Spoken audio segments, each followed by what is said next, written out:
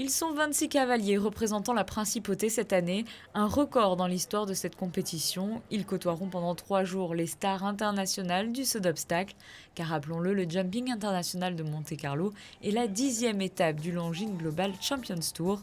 15 cavaliers sous les couleurs rouge et blanche sont donc engagés cette année en CSI 2 étoiles, soit des épreuves avec des obstacles de 1,15 m jusqu'à 1,45 m. Pour ceux qui ont l'habitude de suivre cette compétition, leur visage ne vous sera pas inconnu. Mais une toute nouvelle génération pointe aussi le bout de son nez. Et justement, avec l'arrivée de ces tout nouveaux jeunes cavaliers, la Fédération monégasque d'équitation a choisi cette année de les mettre en lumière en créant une compétition nationale qui leur est réservée. L'occasion pour certains de participer à cet événement pour la toute première fois.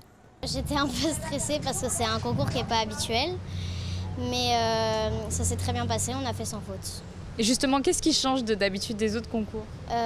C'est pas la même ambiance et on est quand même en pleine ville, donc ça peut stresser pas mal les chevaux. Concourir à la maison est toujours quelque chose d'agréable. Moi, c'est mon concours préféré, c'est celui que je préfère faire et ça me stresse pas trop. C'est mon préféré, celui que... Ouais. Ça change des concours habituels parce qu'on est quand même dans un environnement particulier. Qu'est-ce qui change ? L'ambiance, qu'on soit là où j'habite du coup. Et d'amener les chevaux dans la ville et tout, ouais, c'est bien.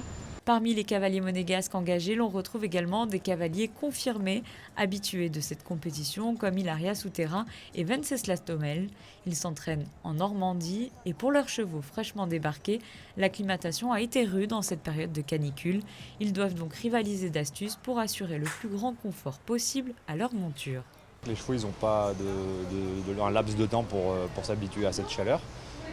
Donc on les aide avec des électrolytes, on leur met des ventilateurs, on a tout un tas de compléments alimentaires pour le soutien musculaire, tout ça entre autres. Après, il y a des chevaux qui s'acclimatent mieux que d'autres. Si on a un cheval qui a beaucoup de sang, ça va être moins pénalisant. Un cheval qui a quand même naturellement un peu moins de sang, qui est un peu plus feignant, automatiquement il va plus subir la chaleur, quoi. Le clan monégasque est ainsi composé de profils variés et compte bien faire retentir plus d'une fois l'hymne monégasque sur le port Hercule. N'hésitez pas à venir les soutenir, les épreuves se déroulent jusqu'à samedi.